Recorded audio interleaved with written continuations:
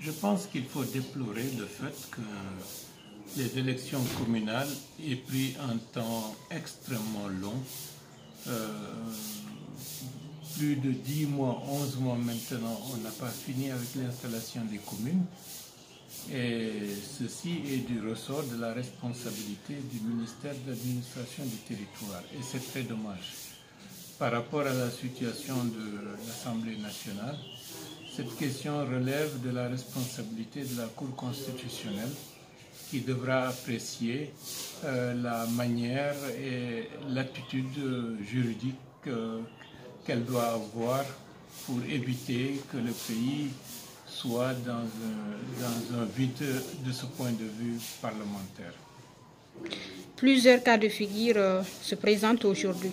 Certains acteurs politiques préconisent que les députés, bien qu'étant illégitimes, continuent de siéger au Parlement jusqu'à la mise en place d'une nouvelle Assemblée. Quelle est votre position sur cette proposition?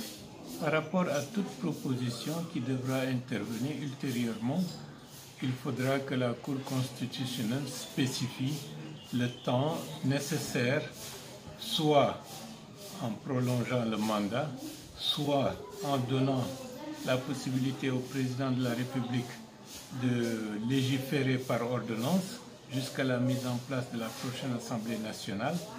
Il faudrait que ceci soit limité dans le temps de manière précise pour ne pas que le pays évolue dans une forme, disons, d'ignorance du délai imparti pour la mise en place de la prochaine législature.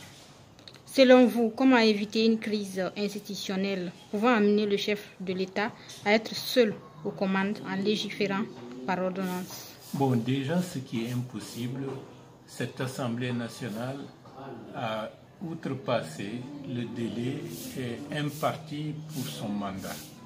Et la prochaine Assemblée n'est pas encore mise en place. Donc, on se retrouve devant un problème à caractère institutionnel et constitutionnel. Il y a deux possibilités. Soit la Cour constitutionnelle, en dépit de la fin du mandat, le prolonge, ce qui peut augurer d'une certaine forme, disons, d'impunité par rapport au respect des mandats, ou de l'autre côté, donner la liberté au président de la République de légiférer par ordonnance. Ces deux possibilités existent et permettront entre-temps de s'activer pour organiser les prochaines élections législatives. Cette situation n'est-elle pas le résultat de l'échec de la classe politique actuelle? La classe politique, celle dite de l'opposition dite républicaine et celle de la mouvance, est précisément ceux qui ont signé les accords politiques et le ministère de l'administration du territoire, notamment à la personne du général Bourema Condé, ils sont responsables largement de la situation actuelle. Comment ils sont responsables de cette situation-là? Bon, ils ont fait perdurer des situations qui auraient dû avoir des solutions. Par exemple, l'installation des communes devrait intervenir très rapidement après la proclamation des résultats définitifs par la CENI, ce qui n'a pas été le cas.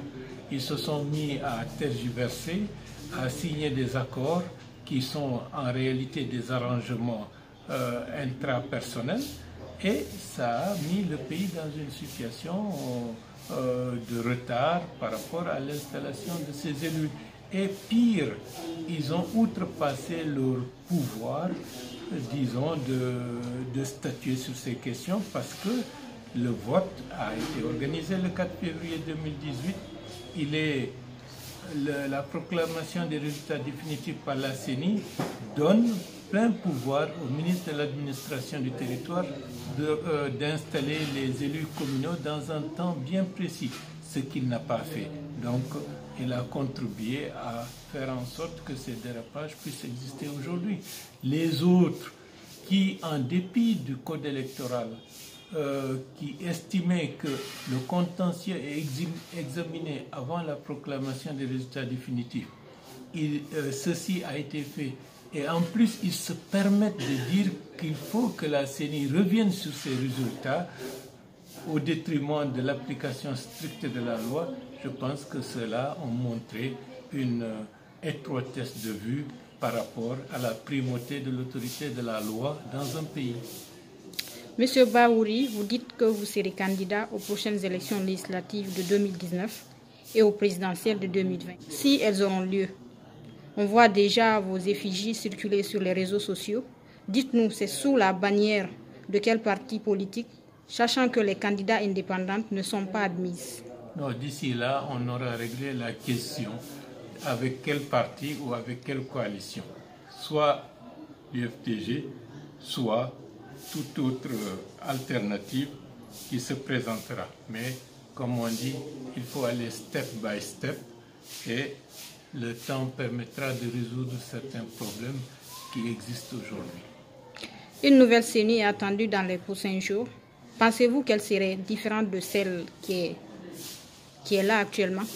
Bon, je pense que la question des CENI devrait être repensée.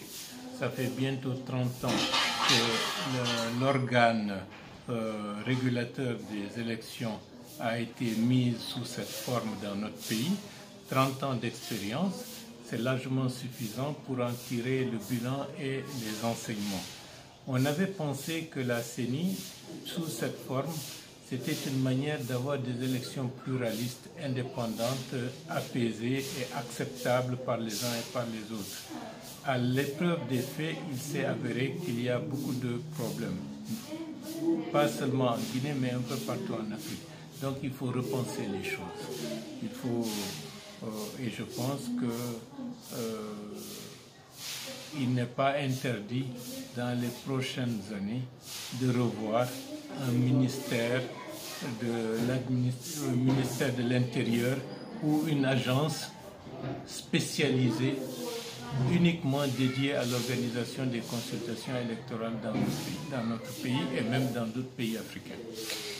On peine à sortir des élections communales près d'un an après le scrutin. Comment tenir de nouvelles élections de portée nationale dans ces conditions-là? Il y a une classe politique qui a montré son narcissisme et son cynisme au détriment de la stabilité de la Guinée.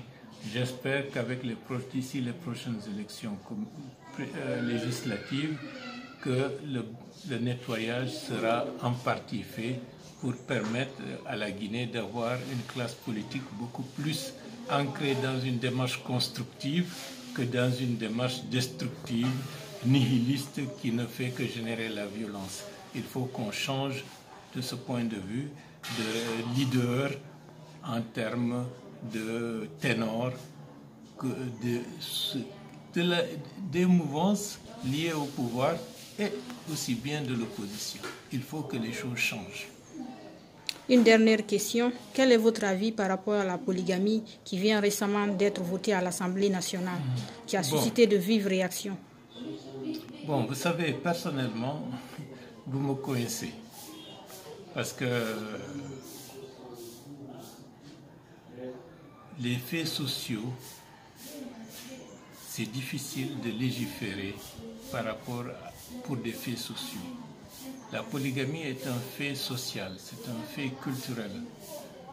Légiférer autour de cela peut susciter des controverses, peut amener, disons, que l'espace public à être dans une certaine mesure confisqué par les tenants d'une seule forme de culture ou d'habitude. L'État est laïque. Donc, il y a des communautés qui, sur le plan de leur religion, la polygamie est tolérée, et d'autres, de par leur religion, la polygamie est prohibée. Donc, de ce point de vue, comme la loi doit être générale et applicable à tous, il faut se garder de légiférer par rapport à des faits sociaux.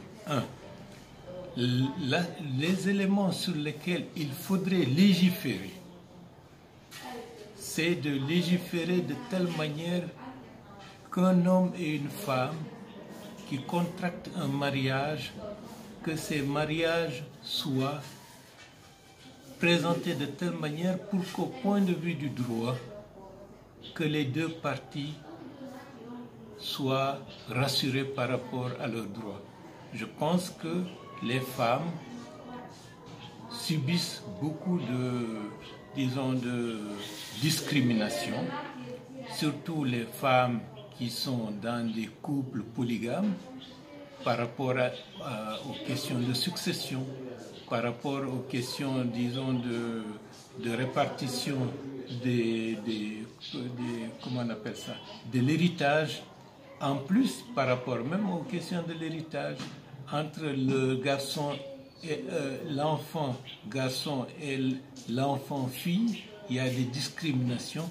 Moi, je pense que c'est de ce côté-là qu'il faudrait légiférer pour ramener une certaine égalité entre les garçons et les filles de par leurs droits pour les droits successoriaux, et aussi protéger les femmes qui sont dans des couples dits polygames pour que leurs droits ne soient pas confisqués ou annihilés. Mais être polygame ou ne pas être polygame, ça, c'est la liberté de conscience de chacun. Vous êtes pour la polygamie? Je ne suis pas pour la polygamie à titre